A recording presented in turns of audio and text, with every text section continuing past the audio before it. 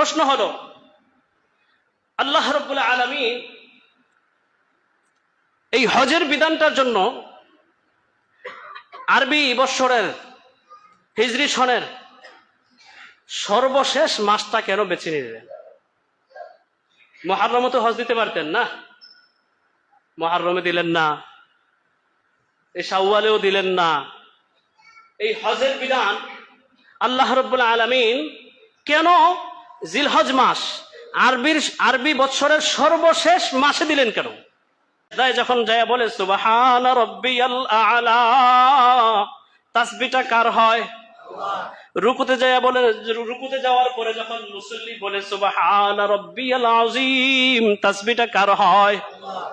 বান্দা যখন নামাজের প্রত্যেকটা হরকত ও নকলের ভিতরে আল্লাহু আকবার আল্লাহু আকবার, রুকুতে যাইতেছে আল্লাহু আকবার, সেজদায় যাইতেছে আল্লাহু আকবার, সেজদা থেকে উঠতেছে আল্লাহু আকবার, আবার সেজদায় যাইতেছে আল্লাহু আকবার, আবার সেজদা থেকে উঠা তাশাহুদে বসতেছে, কি বলতেছে?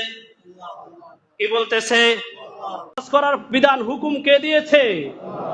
আল্লাহ বলেন ওয়ালিল্লাহি আলান নাসি হিজ্জুল বাইত মান ইসতাতা ইলাইহি সাবিলা। ও দুনিয়ার মানুষ, ওয়ালিল্লাহি আলান নাসি হিজ্জুল বাইত, মানুষের জন্য একমাত্র আল্লাহকে খুশি করবার জন্য বাইতুল্লাহ হজ করা ওয়াজিব। ইন ইসতাতা ইলাইহি সাবিলা, যদি সে বাইতুল্লাহ যাওয়ার মতো ক্ষমতা রাখি, বাইতুল্লাহ যাওয়ার মতো সামর্থ্য রাখি। বাইতুল্লাহ যাওয়ার মতো ক্ষমতার অর্থ কি? বাইতুল্লাহ যাওয়ার মতো সামর্থ্য রাখার অর্থ কি? বাইতুল্লাহ যাইবেন, হুজুর সামর্থ্য আছে না? আমি কেমনি, কোন থার্মোমিটার আছে, কোন স্কেলে আমি এটা মাপবো যে আমার সামর্থ্য হয়েছে কি হয়েছে না? শেষ করে দেই, হুজুর হজ করলাম, লাভ কি? বুখারীর 1521 নম্বর হাদিস, মান হাজ্জা লিল্লাহ ফালাম ইয়ারফুস ওয়ালাম ইয়াফসুক রাজাআ কায়াউমিন ওয়ালাদাতহু উম্মুহ। আল্লাহর নবী বলেন, কেউ যদি একমাত্র আল্লাহকে পাওয়ার জন্য হজ করে, ফালাম ইয়ারফুস ওয়ালাম ইয়াফসুক, এবং হজে যাওয়ার পরে আল্লাহর নাফরমানি করে নাই, কোনো গুনাহের কাজে লিপ্ত হয় নাই, রাজাআ কায়াউমিন ওয়ালাদাতহু উম্মুহ, এই লোকটাই হাজী সাহেবটা হজের থেকে এমত অবস্থায় ফিরে আসে যেমন সন্তান, সদ্যজাত সন্তান নিষ্পাপ হয়ে ফিরে আসি। নিষ্পাপ হয়ে সদ্যজাত সন্তান যেমন জন্মগ্রহণ করি, ঠিক তেমনি ভাবে এই হাজী সাহেব নিষ্পাপ হয়ে বাইতুল্লাহ থেকে তার বাড়িতে ফিরে আসি। আজকে আমরা দেখতে পাচ্ছি আমাদের বর্তমান সরকারকে বিতর্কিত করবার জন্য, কিছু পশ্চিমা এজেন্ডা বাস্তবায়ন করবার জন্য নারী কমিশন কর্তৃক কিছু সুপারিশমালা পেশ করা হয়েছে, যেটা সম্পূর্ণ কোরআন সুন্নাহর বিরোধী। আমরা মুসলমান হিসাবে 90% মুসলমানের দেশে কোরআন সুন্নাহ বিরোধী কোন নীতিমালা আমরা মানব। অতএব যারা ক্ষমতায় আছেন, আপনারা রাষ্ট্র চালাচ্ছেন, সাধুবাদ, দেশ সুন্দরভাবে চালান, আমরা আপনাদের পাশে আছি। কিন্তু দেশ সংস্কারের নামে, রাষ্ট্র সংস্কারের নামে কোরআনে ইসলামে হাত দিলে মুসলমান বসে, জোরে চিল্লায়া বলেন বসে। আল্লাহ রাব্বুল আলামিন আমাদেরকে বুঝবার আমল করবার তৌফিক দান করুক, আমিন। সুলাতু জামিউ ফিসওয়ালিহি সাল্লু আলাইহি ওয়া আলিহি। আল্লাহ রাব্বুল আলামিনের দরবারে লাখ কোটি শুকরিয়া যে মহান রব্বে করিম আমাদেরকে পবিত্র জিলকদ মাস এর প্রথম জুমায় জুমার নামাজ আদায় করবার জন্যে মসজিদে আসার, কোরআন ও সুন্নাহ থেকে কিছু কথাবার্তা বলবার ও শুনবার তৌফিক দান করেছেন। এজন্য সকলেই দিল থেকে কালিমাতুশ শুকর আদায় করি, আলহামদুলিল্লাহ। মুহতারাম হাজিরিন, আজকে আরবি মাস হলো জিলকদ মাস। কোন মাস? জিলকদ। এটা হলো আরবি বর্ষের 11তম মাস। কততম মাস? সর্বশেষ মাসের নাম কি? মাশাআল্লাহ, অনেকেই জানে। আরবি সনের প্রথম মাসের নাম কি? মাশাআল্লাহ, আলহামদুলিল্লাহ। আমাদের অনেকেই আছে ইংরেজি বৎসরের মাসগুলো বলতে পারবে, কিন্তু সে মুসলমান আরবি মাসের নাম সে জানে না। তো আল্লাহ রাব্বুল আলামিন এই যে শাওয়াল গেল মাত্র, আর জিলকদ আসলো, সামনে আছে জিলহজ। জিলহজ মাসে ইসলামের অত্যন্ত গুরুত্বপূর্ণ একটা বিধান আমরা পালন করে থাকি, সেটাকে বলা হয় হজ। সেটাকে কি বলা হয়? হজ। ইসলামের ভিত্তি হলো 5টা। ইসলামের ভিত্তি কয়টা? 5টা। বুখারীর রাওয়ায়াত, রাসূল আরবি সাল্লাল্লাহু আলাইহি ওয়াসাল্লাম ইরশাদ করেন, বুনিয়াল ইসলামু আলা খামসিন, শাহাদাতি আল্লা ইলাহা ইল্লাল্লাহ ওয়া আন্না মুহাম্মাদার রাসূলুল্লাহ ওয়া ইকামিস সালাহ ওয়া ইতাইজ যাকাহ ওয়াল হজ্জি ওয়া সাওমি রমাদান। আল্লাহর নবী বলেন, ইসলামের ভিত্তি স্থাপন করা হয়েছে 5টা জিনিসের উপরে। বলেন কয়টা জিনিসের উপরে? প্রথম ভিত্তির নাম হলো ঈমান। বলেন প্রথম ভিত্তির নাম কি? ঈমান। এটা কি দিয়ে বুঝাইছেন? আল্লাহ নবী বলতেছেন, শাহাদাতি আল্লাহ ইলাহা, আল্লাহ ছাড়া আর কোনো মাবুদ নাই এই কথার সাক্ষ্য দেওয়া। আল্লাহ ছাড়া আর কোনো মাবুদ নাই এই কথার, ওয়া আন্না মুহাম্মাদার রাসূলুল্লাহ, এবং কি সাক্ষ্য দেওয়া? যে মুহাম্মদ সাল্লাল্লাহু আলাইহি সাল্লাম হলেন আল্লাহর রাসূল। আল্লাহর, এটা হলো ইসলামের প্রথম ভিত্তি। আল্লাহ কয়জন? স্রষ্টা কয়জন? আর আমাদের নবী বিশ্ব নবী মুহাম্মদুর রাসূলুল্লাহ সাল্লাল্লাহু আলাইহি ওয়াসাল্লাম কি? সর্বশেষ নবী, খাতামুন নবিয়্যিন। এই কথা মানা, বিশ্বাস করবা, কলবের মাঝে বিশ্বাস করা, এটা হলো ইসলামের প্রথম ভিত্তি। এইটা যার যত মজবুত হবে তার বাকি ভিত্তিগুলো তত মজবুত হবে। ঈমান যার যত মজবুত, নবীর প্রতি মোহাব্বত যার যত বেশি, তার নামাজ তত পাক্কা। ঠিক কিনা বলেন? আল্লাহর প্রতি যার বিশ্বাস বেশি, নবীর প্রতি যার ভালোবাসা বেশি, তার যাকাত ঠিক মতো আদায় হয়। ঠিক কিনা বলেন? কারণ যে যাকাত দেয় সে কাকে ভালোবেসে যাকাত দেয়?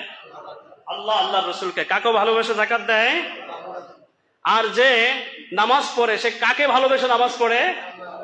আল্লাহ, আল্লাহর। আমরা যে এখানে নামাজ পড়তে আসলাম, দাঁড়িয়ে আছে আমাদের, টুপি আছে, এই যে খতিব সাহেব একেবারে জুব্বা টুব্বা পরে আপনাদের সামনে আসছে, এটা কি উনি ফ্যাশনের জন্য আসছেন না রাসূলের সুন্নাহ হিসাবে? রাসূলের সুন্নাহ হিসাবে, রাসূলের ভালোবাসা। আপনি যে পাঞ্জাবি পরলেন, টুপি পরলেন, আজকে খুশবু লাগাইলেন, জুমার দিন গোসল করলেন, কার ভালোবাসায়? আল্লাহ, আল্লাহর রাসূলের ভালোবাসা। যদি আল্লাহ, আল্লাহর রাসূলের ভালোবাসা কারোর হৃদয়ে না থাকে, রাসূলের প্রেম মোহাব্বত কোন মানুষের হৃদয়ে না থাকে, কোন মুসলমানের হৃদয়ে না থাকে, সে মুসলমান হয়ে যাবে। রাসূলের মোহাব্বত লাগবে। এই জন্য সূরা আলী ইমরানের 31 নম্বর আয়াত আল্লাহ বলেন, কুল ইন কুনতুম তুহিব্বুনাল্লাহ ফাত্তাবিউনি ইউহিব্বুকুমুল্লাহ ওয়া ইয়াগফির লাকুম যুনুবাকুম ওয়াল্লাহু গফুরুর রহিম। হে নবী, হে আমার প্যারা হাবিব, আপনি ঘোষণা দেন, আপনার উম্মতকে জানায়া দেন, ইন কুনতুম তুহিব্বুনাল্লাহ, যদি তোমরা আল্লাহকে ভালোবাসতে চাও, আল্লাহকে মুহাব্বত করতে চাও, ফাত্তাবিউনি, তোমরা আমি নবীকে অনুসরণ করো। বলেন সুবহানাল্লাহ। আল্লাহর ভালোবাসাকে রাসূলের ইত্তেবা, অনুসরণের উপর আল্লাহ ডিপেন্ডেন্ট করে দিলেন, নির্ভরশীল বানায়া দিলেন। আল্লাহকে পাইতে হলে কার মাধ্যমে যেতে হবে? রাসূল বাদ দিয়ে আল্লাহকে পাওয়া যাবে? আপনি নামাজ পড়তেছেন, কিন্তু নামাজ রাসূল যেইভাবে শিখাইছে সেইভাবে পড়েন না, তাহলে কি নামাজ হবে? আল্লাহ বলে দিয়েছে আকিমিস সালাহ, এ বান্দা তুমি নামাজ পড়ো। আপনি এটা শুনে নামাজ শুরু করলেন, রুকু দুইটা জায়গায়, একটা জায়গায় দুইটা দিতেছেন প্রতি রাকাতে, সওয়াব তো বেশি। আপনি দেখতেছেন কি, যত রুকু সওয়াব বেশি, অতএব রুকু আমি আরো বেশি দেব। আপনি মনে করতেছেন সেজদা যত দেব আল্লাহ খুশি, এবার এক রাকাতে 2 সেজদা, সে 4টা মারতেছে, নামাজ হবে? কেন? রসুলের সুন্নাহ নাই, রসুলের আদর্শ নাই, মন গড়া করলে হবে না। এই জন্য আল্লাহ রাব্বুল আলামিন বললেন, হে হাবিব, আপনি আপনার উম্মতকে জানায় দেন, ইন কুনতুম তুহিব্বুনাল্লাহ, যদি তোমরা আল্লাহকে ভালোবাসতে চাও, ফাত্তাবিউনি, তোমরা আমি হাবিবের অনুসরণ করো, আমি নবীর অনুসরণ করো, আমি নবীকে ভালোবাসো, আমি নবীকে ভালোবাসো। এটাই ঈমানের ভিত্তি, এটাই কি ঈমানের। এই জন্য আগে বলছে শাহাদাতি আল্লাহ ইলাহা ইল্লাল্লাহ, আল্লাহ ছাড়া আর কোন মাবুদ নাই, এই কথার সাক্ষ্য দেওয়া, ওয়া আন্না মুহাম্মাদার রাসূলুল্লাহ, মুহাম্মদ সাল্লাল্লাহু আলাইহি সাল্লাম আল্লাহর রাসূল, এই কথার সাক্ষ্য দেওয়া। এটা হলো ইসলামের প্রথম স্তম্ভ। দ্বিতীয় স্তম্ভ ইকামিস সালাহ, নামাজ পড়া। তৃতীয় নম্বর স্তম্ভ ওয়া ইতাইজ যাকাত, যাকাত আদায় করা। চতুর্থ নম্বর স্তম্ভ যেটার উপর ইসলাম দাঁড়িয়ে আছে, ওয়াল হাজ্জি, কি করা? হজ করা। কি করা? হজ কখন করব? হজের প্রস্তুতি কখন নেব? এই হলো জিলকাদ মাস, শাওয়াল আর এই জিলকাদ, এই 2 মাস হলো হজের প্রস্তুতির মাস। আর জিলহজ মাসের 8 তারিখ থেকে হজের সামগ্রিক কার্যক্রম শুরু হয়, আনুষ্ঠানিকতা শুরু হয়ে যায়। 8 তারিখে যেতে হবে মিনায়, 9 তারিখে আরাফা, এরপরে বাকি কার্যক্রমগুলো। এই যে কথাটা বলতেছিলাম, আমরা যেই জুমায় আজকে উপনীত হয়েছি, যেই মাসে, এই মাসটা হলো হজের মাস। এটা কিসের মাস? সূরা বাকারা 197 নম্বর আয়াতে আল্লাহ রাব্বুল আলামিন ইরশাদ করেন, আল হজ্জু আশহুরুম মা'লুমাত, হে আমার বান্দারা, হজ নির্দিষ্ট কতগুলো মাসে করা হয়। ফামান ফারাদা ফীহিন্নাল হজ্জা, অতএব তোমাদের কেউ যদি এই হজের মাসগুলোতে হজ করার ইচ্ছা করে, ফালা রাফাসা ওয়ালা ফুসুকা ওয়ালা জিদালা ফিল হজ্জ, তার জেনে রাখা উচিত, তার বোঝা উচিত, এই হজের মাঝে 3টা কাজ করা যাবে না। কয়টা কাজ? ফালা রাফাসা, কোনো অশ্লীল কাজ করা যাবে না, ওয়ালা ফুসুকা, আল্লাহ রাব্বুল আলামিনের অবাধ্যতা হয় এমন কোন নাফরমানি, আল্লাহর হুকুমের লঙ্ঘন করা যাবে না, ওয়ালা জিদালা, এবং হজের মাঝে অনেক মানুষের গ্যাদারিং হবে, অনেক হাজী সাহেবের গ্যাদারিং হবে, তো সেখানে একজনের গায়ে একজন একটু ধাক্কা লাগতেই পারে। ওয়ালা জিদালা, কোন তর্ক করা, আফওয়ান, কি বলবে? কারোর সাথে কারো ধাক্কা লাগছে, আফওয়ান, ভাই, আমরা ইংরেজি বলি সরি, এটা মুসলমানের ভাষা না, মুসলমানের ভাষা হবে আফওয়ান। মুসলমানের ভাষা কি? আফওয়ান। আরবি বলতে হবে আফওয়ান, দুঃখিত। আপনি ইংরেজিতে বলেন সরি, আমি মুমিন হিসাবে আমাকে বলতে হবে আফওয়ান, দুঃখিত। কেউ আপনাকে একটা উপকার করেছে, আপনি তার ফলাফল হিসাবে বলে দিলেন ধন্যবাদ, থ্যাংক ইউ। হতে পারে আপনি তাকে অভিবাদন জানাতেই পারেন, কিন্তু নবীর আশিক হিসাবে, একজন প্রকৃত মুসলমান হিসাবে তার উপকারের বদলায় থ্যাংক ইউ আপনি বলতে পারেন না। আপনি তাহলে কি বলবো? জাযাকাল্লাহ। কি বলবো? বলেন, কি বলবো? অর্থ কি? আল্লাহ আপনাকে উত্তম প্রতিদান দান করুন। আপনি তার জন্য দোয়া করে দিলেন। একজন মুসলমান আরেকজন মুসলমানের সাথে সাক্ষাৎ হয়েছে, তো আমরা সাক্ষাতের অভিবাদন কি দেই? আসসালামু আলাইকুম ওয়া রাহমাতুল্লাহ। আল্লাহু আকবার। ইসলাম আমাদেরকে কি শিখাইছে, কিভাবে সম্প্রীতি শিখাইছে দেখেন। একজন আরেকজনকে দেখলে দোয়া, শান্তির দোয়া, আসসালামু আলাইকুম ওয়া রাহমাতুল্লাহ। আপনাদের উপর আল্লাহর পক্ষ থেকে শান্তি এবং রহমত বর্ষিত হোক। আসসালামু আলাইকুম ওয়া রাহমাতুল্লাহ, এই যে একটা সালাম আমরা দেই, একে তো বিশুদ্ধ ভাষায় দেই না, আবার অর্থও জানি না। বুখারী শরীফের রওয়ায়াত এবং আবু দাউদ শরীফের রওয়ায়াত, এই গত সপ্তাহে আমি আবু দাউদ শরীফে এই হাদিসটা পড়ে আসছি। 3 ব্যক্তির জিম্মাদারি আল্লাহ রাসূল গ্রহণ করেছেন। কয় ব্যক্তি? 3 ব্যক্তিকে আল্লাহ রাব্বুল আলামিন তার নিরাপত্তার গ্যারান্টি দিবেন, তার জান্নাতের জিম্মাদারি দিবেন। এর মাঝে একজন হলো ওই ব্যক্তি, যেই ব্যক্তি তার ঘরে প্রবেশ করার পূর্বে সালাম দেয়। বলেন সুবহানাল্লাহ। সালাম তো আমাদের থেকে উঠে গেছে। আল্লাহ রসুল বলেন আফসুস সালাম ওয়া আতইমুত তাআম, হে আমার উম্মতেরা সালামের প্রসার ঘটাও, দরিদ্র অনাহার যারা রয়েছে তাদেরকে খাবার খাও। সেটা তো ভাত, সালামে উঠে গেছে। আমার এক মুসল্লি ছিল, তাই সে বলতেছে হুজুর অমুক আমার সাথে খুব শত্রুতা, কি করা যায়, আমাকে একটা তাবিজ দেন, সেজন্য আমার সাথে শত্রুতা না করে, সেজন্য আমার বন্ধু হয়ে যায়, একটা তাবিজ দেন। আমাদের তো এটা রোগ, হুজুরের কাছে হুজুর অমুক তো আমার সাথে আমার একটা তাবিজ দেন। আমার কাছে একটা তাবিজ আছে, তবে এটা রসুলের বাতলানো তাবিজ। কি তাবিজ? ওরে যেখানেই দেখবেন, চায়ের স্টলে দেখেন, রাস্তায় দেখেন, সবার আগে আপনি সালাম দিবেন। কি দিবেন? এক মাস পরে ঘুরে এসে বলতেছে হুজুর এখন সে আমার সবচেয়ে বড় বন্ধু হয়ে গেছে। আপনার তাবিজ লাগবে? তাবিজ হলো এটাই, সুন্নাহ মতো জীবন যাপন করেন, সুন্নাহ মোতাবেক জীবন যাপন করেন। শত্রু আপনাকে দেখতে পারে না, আপনি একটু তাওয়াজ, আপনি একটু বিনয়ী হন। আরে আমার কিসের অহংকার? আমি যত কোটি টাকারই মালিক হই না কেন, যত ক্ষমতারই মালিক হই না কেন, আমাকে তো ওই 3.5 হাত কবরের নিচে যেতে হবে। কাপড়ের কাপড় কিন্তু ওই রিস্কাওয়ালার যে কয়টা, আমার জন্য কি সেই কয়টাই। একটা বেশি দিবে? এটা তো বেশি দিবে না। আমাকে তো আল্লাহর দরবার দাঁড়াতে হবে, একটু বিনয়ী হইয়া। ওই লোকটা একটু ধরেন সবার মেজাজ একরকম হয় না, তবিয়ত একরকম, এক এক জনের এক এক তবিয়ত। তো তাকে লাইনে আনার জন্য যে আপনি লাঠি লন, তাহলে সে তো পাটকেল মারবে আপনাকে, দরকার নাই তো। যেখানে দেখেন আসসালামু আলাইকুম ওয়া রাহমাতুল্লাহ, দেখবেন সে আপনার বন্ধুতে রূপান্তরিত হবে ইনশাআল্লাহ। কারণ আপনি যার জন্য শান্তির দোয়া করেন, যার জন্য রহমতের দোয়া করেন, সে একদিন না একদিন আপনার জন্য শান্তি কামনা করবে, আপনার জন্য রহমত কামনা করবে। তো মুহতারাম হাজরিন, যে কথাটা বলতেছিলাম, এই যে হজ,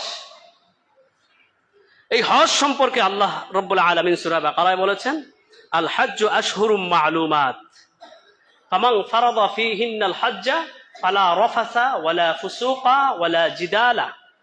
তোমাদের মধ্য থেকে কেউ যদি এই মাসগুলোতে হজের ইচ্ছা করে, সে যেন অশ্লীল কাজ না করে, সে যেন আল্লাহর অবাধ্যতা না করে, সে যেন জিদাল না করে, তর্ক বিতর্ক না করে, এটাকে এড়িয়ে চলতে হবে। অনেক মানুষের গ্যাদারিং হবে, সেখানে একটু ধাক্কা ধাক্কি, একজন কাদের উপর দিয়ে চলে যেতে পারে, আফওয়ান সালাম বিনিময় করতে হবে। এখন প্রশ্ন হলো, আল্লাহ রাব্বুল আলামিন এই হজের বিধানটার জন্য আরবি বৎসরের হিজরি সনের সর্বশেষ মাসটা কেন বেছে নিলেন? মুহররমে তো হজ দিতে পারতেন না, মুহররমে দিলেন না, এই শাওয়ালেও দিলেন না। এই হজের বিধান আল্লাহ রাব্বুল আলামিন কেন জিলহজ মাস, আরবি বৎসরের সর্বশেষ মাসে দিলেন কেন? আল্লাহু আকবার। হৃদয়ের গহীন থেকে, গভীর থেকে কথাগুলো অনুভব করতে হবে। হজ হলো আশিক মাশুকের খেলা। বলেন হজ কিসের খেলা? বলেন কিসের খেলা? হাজী সাহেব হলো আশিক, আর বাইতুল্লাহ আর রওজায়ে আতহার, আর রওজায়ে আতহারে শুয়ে থাকা বিশ্বনবী মুহাম্মদুর রাসূলুল্লাহ হলো মাশুক। বলেন সুবহানাল্লাহ। আল্লাহর একজন বান্দা যখন সারাটা বৎসর প্রতিটা দিন 5 ওয়াক্ত করে নামাজ সে আদায় করেছে, প্রতিদিন 17 রাকাত নামাজ, ফরজ নামাজ ইমামের পিছনে আদায় করেছে, 17 রাকাত নামাজের 34টা সেজদা সেই ইমামের পিছনে আদায় করেছে। কার জন্য, কাকে পাওয়ার জন্য আদায় করেছে? বলেন জোরে, চলে চিল্লায় বলেন, কাকে পাওয়ার জন্য? আল্লাহকে পাওয়ার জন্যই তো আমরা নামাজ পড়ি। হাদিসে জিবরাইলে আসছে, মিশকাত শরীফের হাদিস, হযরত ওমর ইবনুল খাত্তাব রাদিয়াল্লাহু তাআলা আনহু বলেন, আমরা রাসূলের পাশে বসা, হঠাৎ দেখলাম কালো কুচকুচে চুলওয়ালা একটা ব্যক্তি, সাদা ধবধবে পোশাক পরিহিত একটা লোক রাসূলের সামনে আসলো।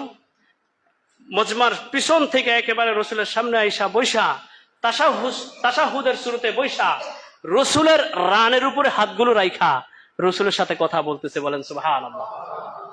আমরা তো তাকায় রয়েছি এই লোককে তো মদিনায় কোনোদিন দেখি নাই। আবার তার পোশাক এত সুন্দর, তার চুলগুলো এত কালো, তার শরীরের মাঝে তো কোনো সফরের ক্লান্তির ছাপ এটা আমরা দেখতে পাচ্ছি না।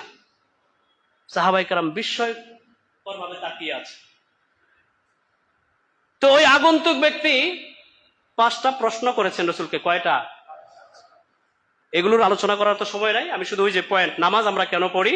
আল্লাহকে পাওয়ার জন্য। তো একটা প্রশ্ন ছিল এখানে, অমাল ইহসান ইয়া রাসূলুল্লাহ, হে আল্লাহ রসুল, ইহসান কি? ইহসান কাকে বলে? আমরা তো বাংলায় বলে দেবো ইহসান মানে তো দয়া, ইহসান মানে হলো দয়া করা। রসুল কি বলে দেখেন, আন তা'বুদাল্লাহ কান্নাকা তারাহ ফাইন লাম তারাহু ফাইন্নাহু ইয়ারাক। আল্লাহর নবী বলে, জিব্রাইল, হে আগন্তুক শোনো, আন তা'বুদাল্লাহ, তুমি আল্লাহর ইবাদতটা এমন ভাবে করো কান্নাকা তারা, যেমন নামাজে দাঁড়াইলে তুমি আল্লাহকে দেখতেছো। বলেন সুবহানাল্লাহ। নামাজে দাঁড়ায় যখন বান্দা কেরাত করে, কথা হয় কার সাথে? সেজদায় যখন যায় বলে সুবহানা রাব্বিয়াল আ'লা, তাসবিহটা কার হয়? রুকুতে যায় বলে, রুকুতে যাওয়ার পরে যখন মুসল্লি বলে সুবহানা রাব্বিয়াল আযীম, তাসবিহটা কার হয়? বান্দা যখন নামাজের প্রত্যেকটা হরকত নকলের ভিতরে আল্লাহু আকবার, আল্লাহু আকবার, রুকুতে যাইতেছে আল্লাহু আকবার, সেজদায় যাইতেছে আল্লাহু আকবার, সেজদা থেকে উঠতেছে আল্লাহু আকবার, আবার সেজদায় যাইতেছে আল্লাহু আকবার, আবার সেজদা থেকে উঠা তাশাহুদে বসতেছে, কি বলতেছে? কি বলতেছে? একটু কি গভীর হৃদয়ের গভীর থেকে অনুভব করেন আমি আপনি কি বলতেছি? নামাজ পড়ি, আমাদের নামাজের হালাত হলো এই, ইমাম সাহেব 4 রাকাত নামাজ পড়াইছে, মুসল্লিকে হুজুর 3 রাকাত হয়েছে। মুসল্লি কয় রাকাত হইতেছে? মুক্তাদিরেও কয় ভাই 4 রাকাত হয়েছে, হ্যাঁ মানে না, না হুজুর 3 রাকাত হয়েছে। সে যে 1 রাকাত পায় না এটা সে ভুলে গেছে, সে কি গেছে। মুসল্লিরা জিজ্ঞেস করতেছে, আপনি যে 3 রাকাত বলতেছেন কিসের ভিত্তিতে বলতেছে? তো সে বলতেছে, ভাই প্রত্যেকদিন নামাজে দাঁড়ায় 4 রাকাতে 4টা দোকানের হিসাব করি, আজকে 3টা হয়েছে, আরেকটা বাকি আছে। এই হলো আমাদের নামাজের অবস্থা। অথচ রসুল বলেন আন তা'বুদাল্লাহ কান্নাকা তারা, তুমি এমন ভাবে আল্লাহর ইবাদত করো কেমন যেন তুমি আল্লাহকে দেখতেছো। বাদশার সামনে যদি আপনি দাঁড়ান, তাহলে তো কত কিছুক্ষণ হেলাধুলা করবেন না বিনয়ী হয়ে দাঁড়াবেন? বিনয়ী হয়ে দাঁড়াবেন। যখন দেখবেন বাদশাহ আপনার দিকে গভীর নজরে তাকায় রয়েছে, তখন আপনার হালাতটা কি হবে একটু কাইফিয়তটা দেখেন। বান্দা যখন নামাজে দাঁড়ায় যায়, তখন বান্দার দিকে আল্লাহ গভীর ভাবে দৃষ্টি দেন, গভীর ভাবে তাকান। সুবহানাল্লাহ। এটা আল্লাহ রাব্বুল আলামিনের রহমত। রাসূল বলেন আন তা'বুদাল্লাহ কান্নাকা তারা, তুমি এমন ভাবে ইবাদত করো কেমন যেন তুমি আল্লাহকে দেখতেছো। যদি তোমার দিলের হালত এমন না হয়, গুনাহের কারণে কলবটা ময়লা হয়ে গেছে, আপনি সুন্দরভাবে সাজুগুজু কইরেই একটা আয়নার সামনে গিয়ে দাঁড়াইলেন, কিন্তু আয়নাটা হলো নোংরা। আয়নাটা কি বলেন তো? এই আয়নাতে আপনাকে সুন্দর দেখাবে না অসুন্দর দেখাবে? অসুন্দর দেখাবে, এটাই স্বাভাবিক। কিন্তু আয়নাটা যদি সুন্দর হয়, ক্লিন হয়, পরিষ্কার হয়, আর আপনিও একেবারে সাজুগুজু করে দাঁড়াইলেন, তাহলে কেমন দেখা যাবে? সুন্দর দেখা যাবে। নামাজ, হজ, রোজা এগুলো যত করবে মুমিন ততই মজা পাবে। বলেন সুবহানাল্লাহ। মজা পাই না। নামাজ আসলে দোকানের হিসাবের কথা মনে পড়ে, হজের কথা বললে মনে আসে যে মানুষ কি বলবে যদি হজ না করি। তাহলে বুঝতে হবে কলবের মাঝে হৃদয়টা যে আছে, কলবটা যে আছে, এই কলব নামক আয়না যে আছে, এই আয়নাটা কি হয়ে গেছে? বলেন আয়না কি হয়ে গেছে? এই জন্য নামাজ কি লাগে না? ভালো লাগে না। রোজা কি লাগে না? ভালো লাগে না। কলব ময়লা হয়ে গেছে, এখন এই কলবের মাঝে রোজা ভালো লাগে না, নামাজ ভালো লাগে না। এই কলব পরিষ্কার করতে হবে। কলব কি করতে হবে? আল্লাহ রাব্বুল আলামিন, আলোচনা একদিক থেকে আরেকদিকে চলে যায়। আল্লাহ রাব্বুল আলামিন মানুষকে 2টা জিনিস দিয়ে তৈরি করেছেন, একটা হলো জিসিম আর একটা হলো রূহ। একটা হলো দেহ আর একটা কি রূহ। জিসিমের মাঝে, দেহের মাঝে অসুস্থ হলে ডাক্তার আছে কিনা? আমরা ডাক্তারের কাছে যাই কিনা? ঠিক তেমনি ভাবে রূহেরও অসুস্থতা আছে, কলবও অসুস্থ হয়। দেহের জ্বর হয়, দেহের মাঝে জন্ডিস হয়, দেহের মাঝে নানাবিধ রোগ হয়, আমি আপনি কোথায় যাই? ডাক্তারের কাছে যাই। তাহলে আমার কলবের রোগ কি? কলবের রোগ হলো ইবাদত ভালো না লাগা। কলবের রোগ কি? ইবাদত। প্রধান রোগ হলো ইবাদত ভালো লাগে না। কলবের প্রধান রোগ হলো হিংসা, বিদ্বেষ, মানুষের প্রতি বিদ্বেষ। এই রোগগুলো আমাদের কলবে ঢুকে গেছে। তাহলে এই রোগগুলো ভালো করবার জন্য ডাক্তারের কাছে যাইতে হইব না? এটা কোন ডাক্তার? এটা রূহের ডাক্তার। এটা কোন ডাক্তার? আল্লাহ রাব্বুল আলামিন জিসিমের অসুস্থতার জন্য, অসুস্থতার চিকিৎসার জন্য যেমন জিসমানি ডাক্তার বানাইছেন, দুনিয়াতে পাঠাইছেন, ঠিক তেমনি ভাবে আল্লাহ রাব্বুল আলামিন এই রূহের চিকিৎসার জন্য আল্লাহর ওলিদেরকে আল্লাহ দুনিয়াতে পাঠাইছেন। ওলিদের ধারস্থ হতে হবে। কার ধারস্থ হতে হবে? ওলিরা দেখেই বলবে মুনাফিকি আছে, বিদ্বেষ আছে, জুতা সোজা করো, মসজিদের সামনে দাঁড়াই থাকো, জুতা সোজা করো, আনানিয়ত বের করো, তাকাব্বুরি বের করো, অহংকার বের করো। চিকিৎসা করবেন কে? ওলিরা, ওলামারা। এই ওলামা, ইমাম সাহেব, খতিব সাহেব রুহানি রোগের চিকিৎসক। ডাক্তার যখন ক্যান্সার হয়, বিভিন্ন রোগ বিমারের কারণে ইনজেকশন দেয়, রোগী ব্যথা পায় কিনা বলেন? জোরে বলেন না, ব্যথা পায় কিনা? আপনারা আমার কথা বুঝেন? কথা বোঝা যায়? তাহলে রোগী যে ডাক্তার যে ইনজেকশন দিল, ব্যথা পাইলো, এই জন্য কি ডাক্তারকে রোগী গালমন্দ করে? বলেন, গালমন্দ করে? রোগী কি তার ক্ষতি? ডাক্তার কি রোগীকে ক্ষতি করেছে? তার ভালোর জন্য তাকে ইনজেকশন দিয়েছে, ভালোর জন্যই তাকে তিক্ত ওষুধটা তাকে দিয়েছে।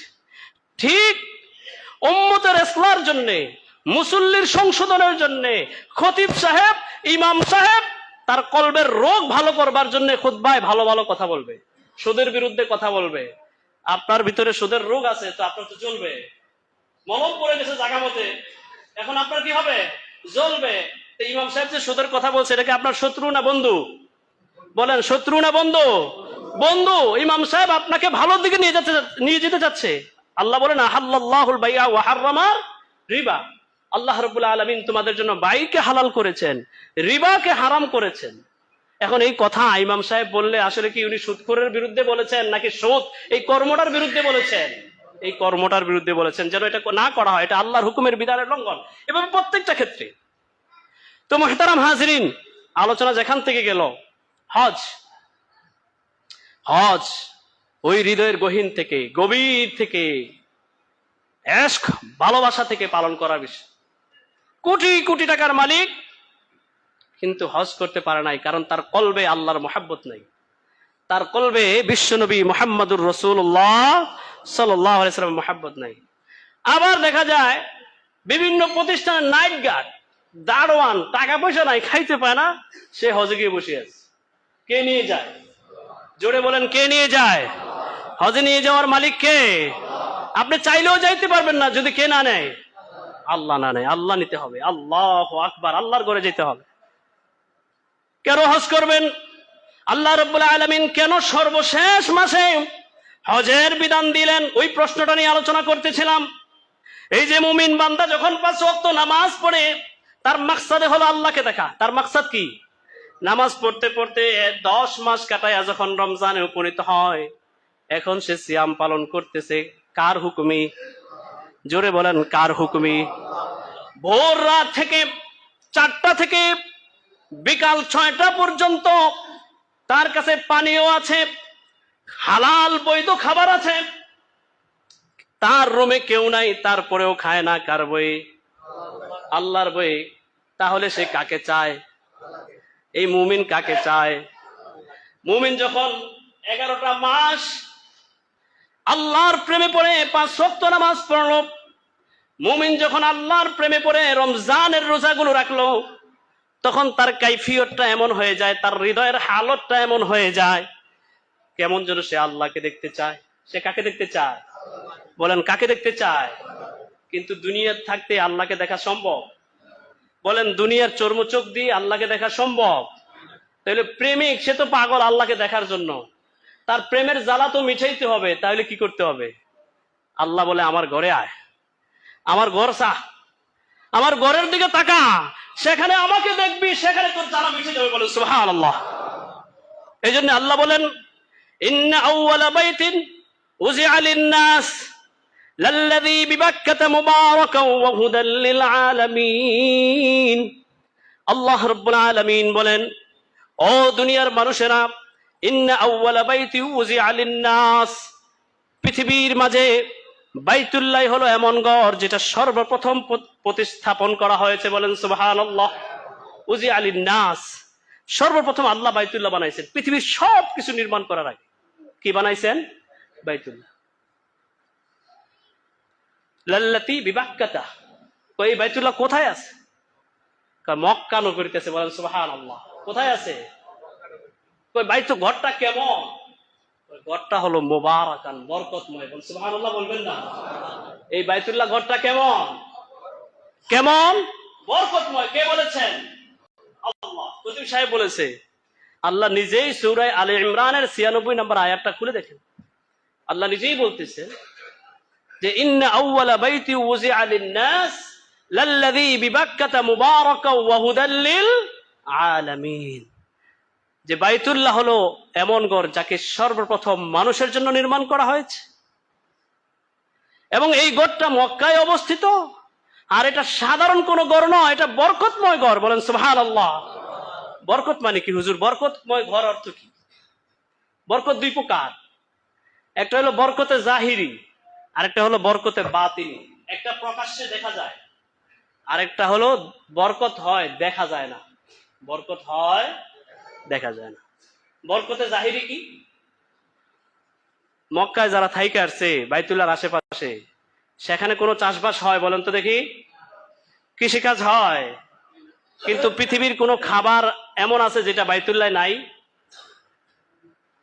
সমস্ত খাবার আল্লাহ রাব্বুল আলামিন এই মক্কা নগরী থেকে একত্রিত করেছেন, অথচ সেখানে কোনো ফলমূল বাগান নাই, কিছু নাই। তাহলে কে করেছেন এই ব্যবস্থাপনা? কে করেছেন? আরেকটা বাতিনি বরকত, তাকাইবেন বাইতুল্লাহর দিকে মুহাব্বতের নজরে, জীবনের সব গুনাহ আল্লাহ মাফ করে দিবে। শুধু মুহাব্বতের নজরে তাকাইবেন, গুনাহ আছে না থাকবে না যাবে? থাকবে না যাবে? যাবে। গুনাহ থাকবে না। শুধু কি তাই? রাসূল আরবি সাল্লাল্লাহু আলাইহি সাল্লাম বলেন, ওয়া সালাতু ফি মসজিদিল হারাম আফজালু, যে মসজিদে হারামের ভিতরে নামাজ পড়া অন্যান্য মসজিদে নামাজ পড়ার চাইতে ১,০০,০০০ গুণ বেশি সওয়াব। বলেন সুবহানাল্লাহ। ১ রাকাত নামাজ পড়লে কয় রাকাত নামাজের সওয়াব? পৃথিবীর আর কোন মসজিদে আছে বৈশিষ্ট্য? তাহলে এই বাইতুল্লাহ দেখার জন্য যাওয়া দরকার আছে না নাই?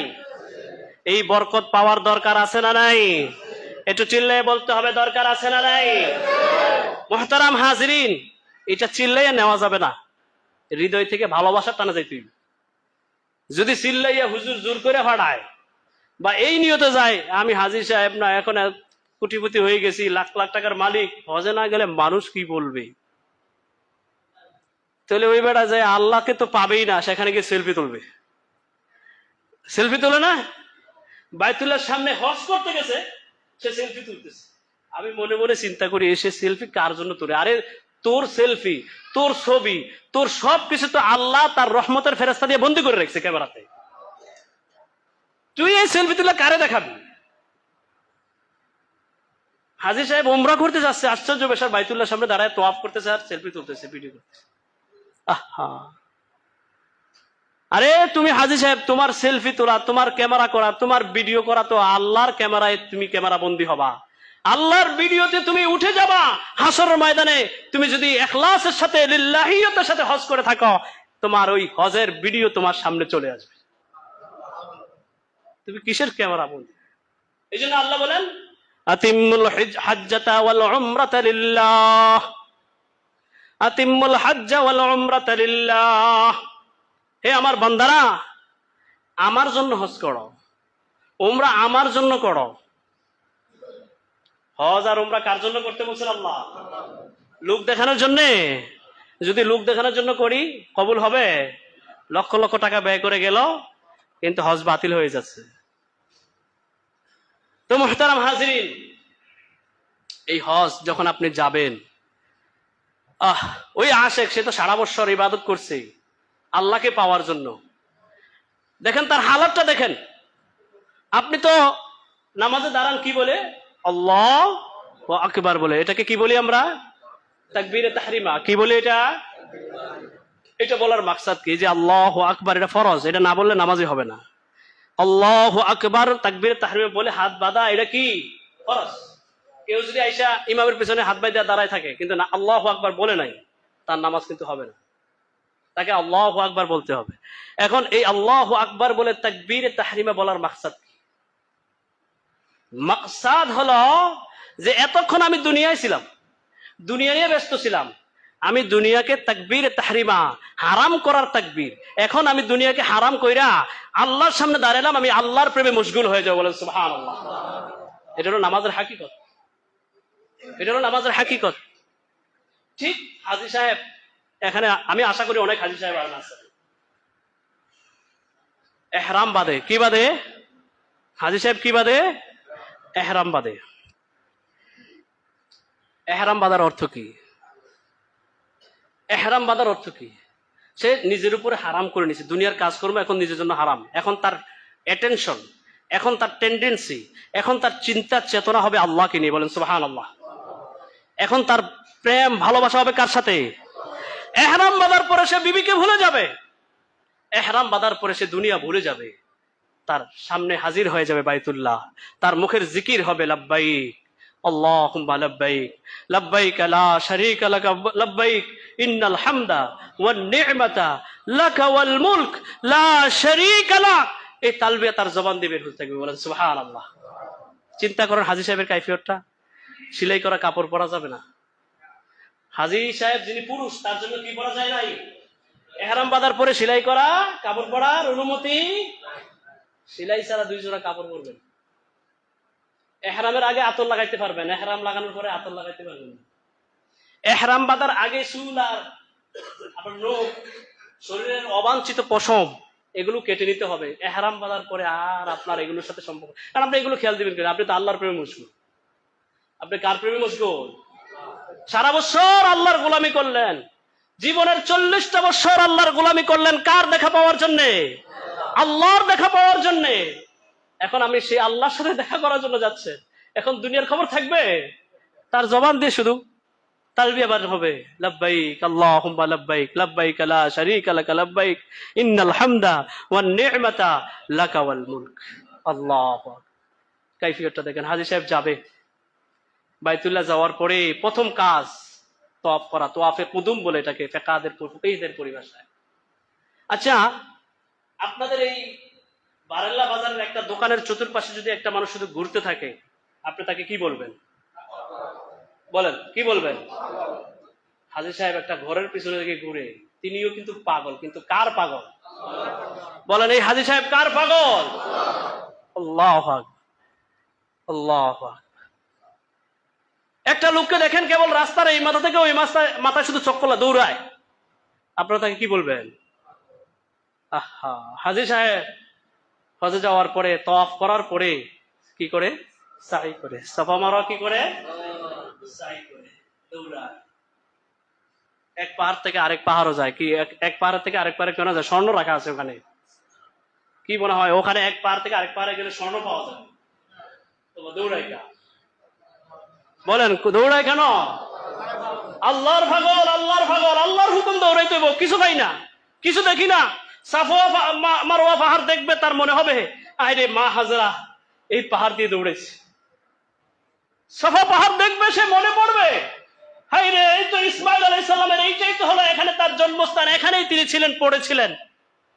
যেই না বাইতুল্লাহ যাবে, পানির পিপাসা লাগবে, জমজমের পানি খাবে, আর কল্পনায় আনবে আল্লাহু আকবার, আরে এই তো সেই জমজম কূপ যে জমজম কূপের উদ্ভব হয়েছে হযরত ইসমাঈল আলাইহিস সালামের পায়ের আঘাতে। বলেন সুবহানাল্লাহ।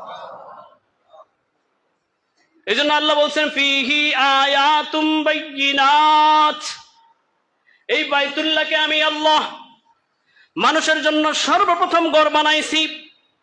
এই বাইতুল্লাহ মক্কা নগরীতে আছে। এই বাইতুল্লাহ মুবারাকান বরকতময়। এই বাইতুল্লাহ হুদাল্লিল আলামিন, সমস্ত মানুষের জন্য হেদায়াত। আর কি আছে? ফিহি আয়াতুম বাইয়িনাত। আল্লাহ রাব্বুল আলামিন বলেন এই বাইতুল্লাহ গেলে তুমি স্পষ্ট নিদর্শন দেখবা। কি দেখবা? কয় বাইতুল্লাহর পাশেই দেখবা জমজম। তোমার মনে পড়ে যাবে ওই ইসমাইলের কথা। আল্লাহু আকবার বলেন। তুমি বাইতুল্লাহর পাশে দেখবা মাকামে ইব্রাহিম। মাকামে ইব্রাহিম দেখার সাথে সাথে তোমার মনে পড়বে হায় হায়, এই তো সেই পাথর, যেই পাথরের উপরে ইব্রাহিম আলাইহিস সালাম দাঁড়িয়ে বাইতুল্লাহ নির্মাণ করেছেন। আল্লাহু আকবার বলেন। এটা মনে থাকবে হাজী সাহেব, এগুলো মনে করলে দুনিয়ার কথা মনে থাকবে। বলেন দুনিয়ার কথা মনে থাকবে। মাকামে ইব্রাহিমের পাথরটা কি, কেমন পাথর ছিল জানেন? হাদিস শরীফে আসছে, আল্লাহ রাসূল বলেন ইব্রাহিম আলাইহিস সালাম যখন দাঁড়াইতেন বাইতুল্লাহ নির্মাণ করার জন্য, যখন উপরে ওঠার প্রয়োজন ছিল, আল্লাহর হুকুমে এই পাথরটা হযরত ইব্রাহিম আলাইহিস সালামকে নিয়ে উপরের দিকে উঠে যেতেন। এই যে বাইতুল্লাহর দেয়ালগুলো উঁচা না, আমাদের মিস্ত্রি সাহেবরা উঁচা দেয়াল তৈরি করার জন্য মাছাটা নাই। ইব্রাহিম আলাইহিস সালামের মাছা ছিল নাকি? কিন্তু কিছুই ছিল না, মরুভূমি, পাথর। এখন উপরে উঠবে কি করে? আল্লাহু আকবার। আল্লাহ ওই পাথরকে এই ক্ষমতা দিয়ে দিছে, এই পাথরের উপরে দাঁড়াইলে তো ওনার যখন উপরে ওঠার প্রয়োজন দেখা দিত, পাথর নিজে নিজে উপরে উঠে আসতো। আপনি তো আধুনিক বিজ্ঞানের লিফট দেখা, চলন্ত সিঁড়ি দেখা আপনি বিস্মিত হয়ে যান। আরে আজ থেকে 5000 বছর আগে আল্লাহ এই লিফটের নমুনা তৈরি করে রেখে দিয়েছে। বলেন সুবহানাল্লাহ। আবার যখন ইব্রাহিম আলাইহিস সালাম পাথর নেওয়ার জন্য, ইট নেওয়ার জন্য নিচে নামার প্রয়োজন হতো, এই মাকামে ইব্রাহিমের পাথরটা ইব্রাহিম আলাইহিস সালামকে নিয়ে নিচে নেমে আসতো। বলেন সুবহানাল্লাহ। কুদরত কার? দানবক্স গুলো চলতেছে, সবাই একটু লক্ষ্য রাখি মসজিদের জন্য। তো মুহতারাম হাজিরিন, এই হাজী সাহেব হজে যাবে, তার সেলফির কথা মনে থাকবে? সে তো মাকাম ইব্রাহিম দেখে কাতর হয়ে যাবে ইব্রাহিম আলাইহিস সালামের প্রেমে ভালোবাসায়। যে জায়গার কথা আল্লাহ রাব্বুল আলামিন কোরআন কারিমে নিজেই বলেছেন, ওয়াত্তাখিযু মিন মাকামি ইব্রাহিম মুসাল্লা।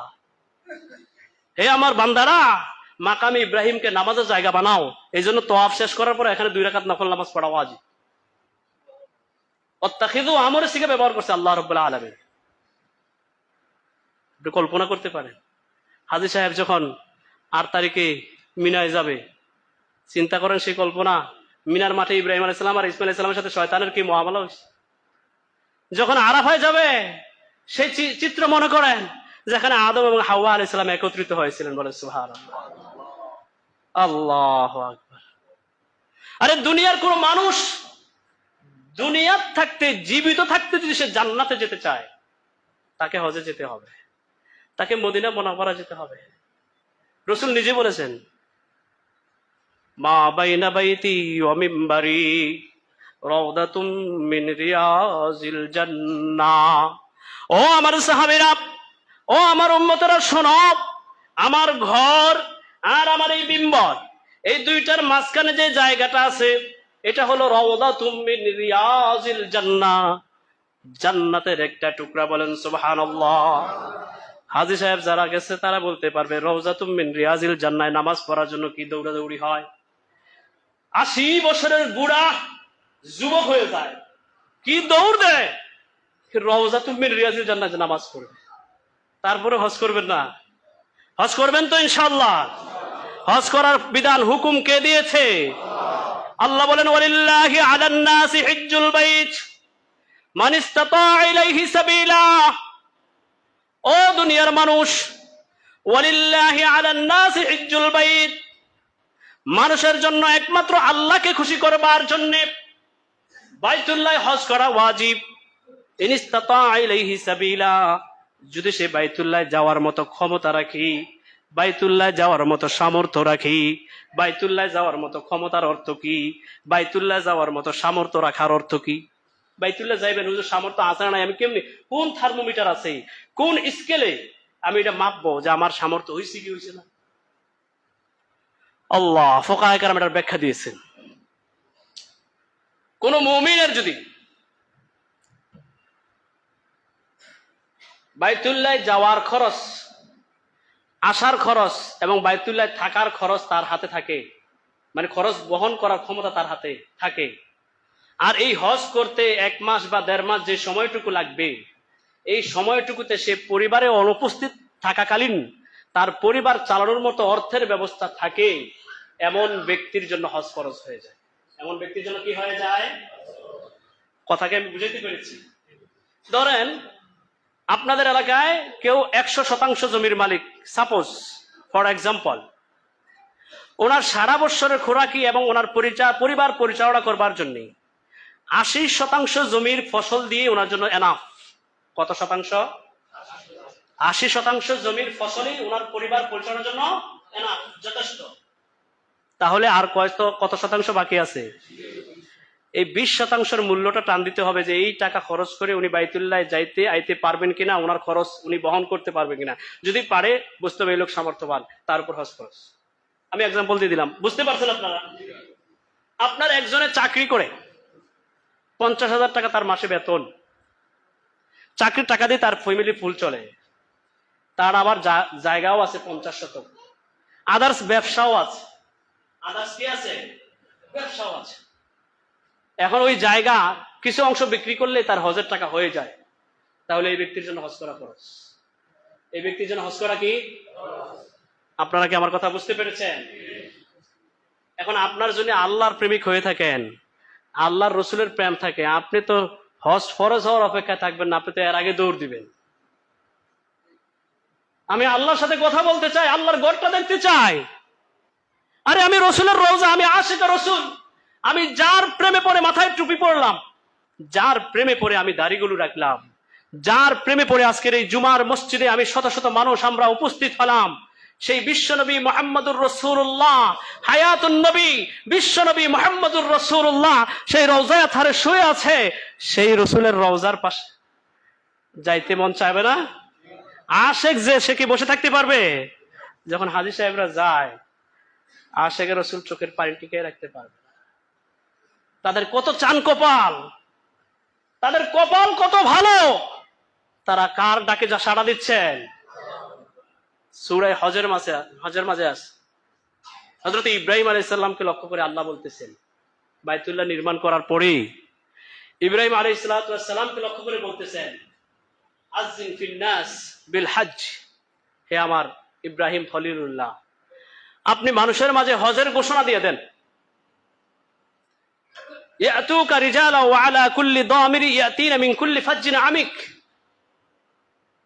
এরা বিশ্বের প্রত্যন্ত অঞ্চল থেকে ক্ষীণকায় দুর্বল উষ্ট্রিতে চড়ে আপনার ডাকে সাড়া দিয়ে বাইতুল্লাহ হাজির হবে। বলেন সুবহানাল্লাহ। তাফসীর ইবনে কাসিরে আছে, ইব্রাহিম আলাইহিস সালাম বাইতুল্লাহ নির্মাণ করার পরে আল্লাহ যখন বললেন আপনি হজের ঘোষণা দেন, আপনি এলান করেন, ইব্রাহিম আলাইহিস সালাম বললেন, আল্লাহ এখানে তো কোনো মানুষ নাই, মরুভূমি, এই এলান কে শুনবে? তাফসীর ইবনে কাসিরে আছে, এই এলান কে শুনবে?